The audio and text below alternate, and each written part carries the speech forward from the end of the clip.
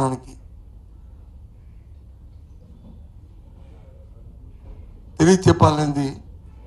తెలియచేయాలని డిమాండ్తోని ఈ కాన్ఫరెన్స్ ముఖ్య ఉద్దేశం. చాలా సున్నితమైన అంశం.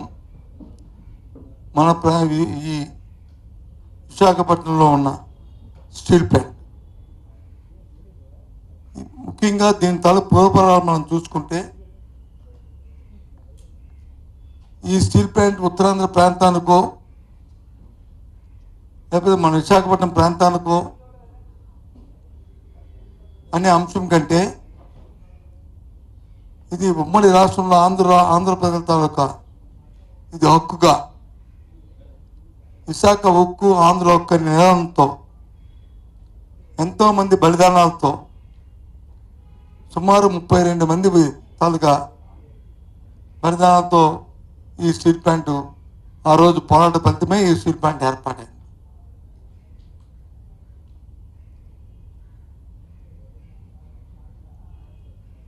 ఆ రోజు ఈ ప్రాంతంలో ఉన్న పోరాట యోధులు పూజ్యులు తిన్నటి విశ్వనాథం లాంటి గారు లాంటి పెద్దలు ఎంతో సమన్వయం చేస్తూ ఈ కార్యక్రమాన్ని ఆ రోజు నిర్వర్తించి ఈ ప్రాంత ప్రజల తాలూకు ఆశయాలకి, ఆంధ్రుల సెంటిమెంట్కి ఒక ఉద్యమ స్ఫూర్తితో ఆనాటి దేశ నాయకత్వం ఒప్పించి ఈ పరిశ్రమ తీసుకొచ్చారు ఈ ప్రాంతానికి. ఈ ప్రాంత రైతులు సుమారు 32,000 ఎకరాలని 5,000 ఒక ఎకరం 1,000 2,000 32,000 ఎకరాలని ఈ పరిశ్రమ కోసం ఆనాడు ఇచ్చిన సందర్భాన్ని కూడా మరొకసారి మనం చేసుకోవాల్సిన అవసరం ఉంది. అటువంటి ఈ పరిశ్రమని తర్వాత కొంతకాలం తర్వాత ఏర్పాటైన తర్వాత దాంట్లో పరిశ్రమని ఆనాటి ముఖ్యమంత్రి రాజశేఖర రెడ్డి గారి హయాంలో 2008వ సంవత్సరంలో దేశ ప్రధానిగా మన్మోహన్ సింగ్ గారు ఉన్న నేపథ్యం ఉన్న సందర్భంలో పరిశ్రమకి మళ్ళీ ఎక్స్పాన్షన్ చేసి సుమారు 11,000 కోట్ల రూపాయలు దానికోసం మళ్ళీ కేంద్ర ప్రభుత్వం దానికి వెచ్చించి దాన్ని ఎక్స్పాన్షన్ చేసిన సందర్భాన్ని కూడా ఒకసారి మనం గుర్తు చేసుకోవాలి.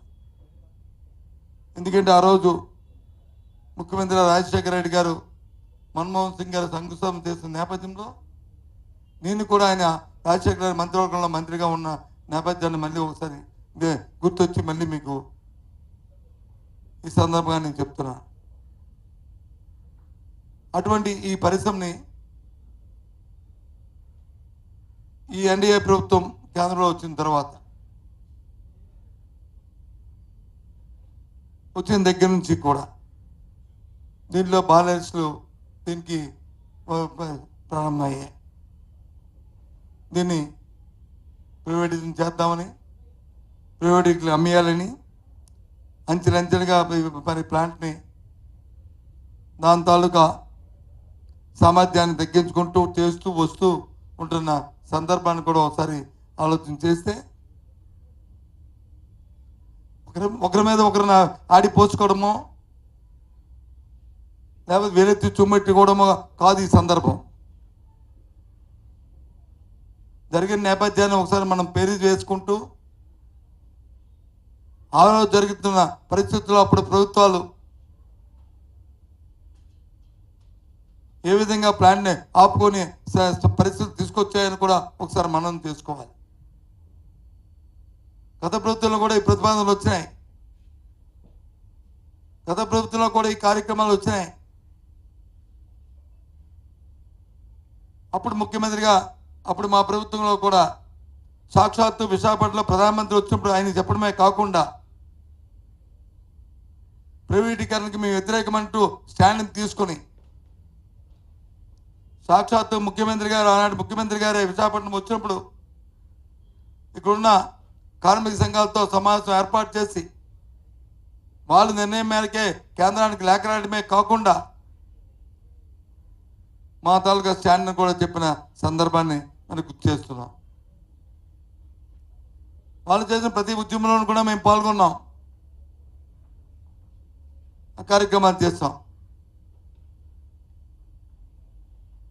ఈరోజు ఆ రోజు పరిస్థితికి ఈ రోజు పరిస్థితికి వేరు.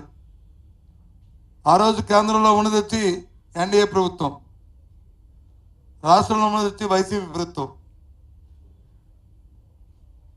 రాష్ట్ర పక్కన రాష్ట్ర అధికారంలో వైసీపీ మా పార్టీ చేతుల్లో ఉన్నప్పటికీ కూడా కేంద్రంలో పూర్తి స్థాయి మెజారిటీతో ఎన్డీఏ ప్రభుత్వం ఆ రోజు ఉంది. కానీ ఈరోజు పరిస్థితులు అది కాదు. ఎన్డీఏ ప్రభుత్వం ఇవాళ కొన్ని మిత్రపక్షాలతో కలిసి ఈరోజు పరిపాలన చేస్తున్న నేపథ్యాన్ని ఒక్కసారి గుర్తు చేస్తున్నాను. గత 15 రోజులుగా 2 ఫర్నిస్లు మూసివేసి అక్కడున్న కార్మికులు నాయకులు అందరూ కూడా ఎంతో ఆందోళన చేస్తున్న నేపథ్యంలో నిన్నటి రోజున, బహుశా మొన్నటి రోజున అనుకుంటా, స్థానికంగా రాష్ట్రంలో అధికార పార్టీ నాయకులు, స్థానిక శాసనసభ్యులు, స్థానిక పార్లమెంట్ సభ్యులు, ఇంకా చోటపాట నాయకులు అందరూ కూడా అక్కడికి వెళ్ళి మాట్లాడిన మాటల్ని నేను టీవీలో చూశాను. విశాఖ ఉక్కు కానీ ప్రైవేటీకరణ అయిపోతే ఆ శాసనసభ్యులు అంటారు మా పదవికి రాజీనామా చేస్తానంటారు. పార్లమెంట్ సభ్యులు అంటారు నేను కొద్ది రోజు దాన్ని ఆపుతాను, మీ అందరూ కూడా పనులు చేస్తారు, కానీ ఉత్పత్తి పెరగకపోతే, వ్యయం పెరిగిపోతే మరి అప్పుడు మనం ఏమీ చేయలేమని చెప్పని సన్నాయి నొక్కులు నొక్కుతున్నారు. నేను ఒకటే సూటుగా అడుగుతున్నాను, మీ ద్వారా ఆ పార్టీని డిమాండ్ చేస్తున్నాను. ఈ రాష్ట్రంలో ఉన్న ప్రజలందరికీ కూడా తెలియపరుస్తున్నాను, ఈరోజు శాసనసభ్యుడో, పార్లమెంట్ సభ్యుడో, లేకపోతే నేను ఎమ్మెల్సీగా ఎలవెప్పుగా ఉండి మేమేదో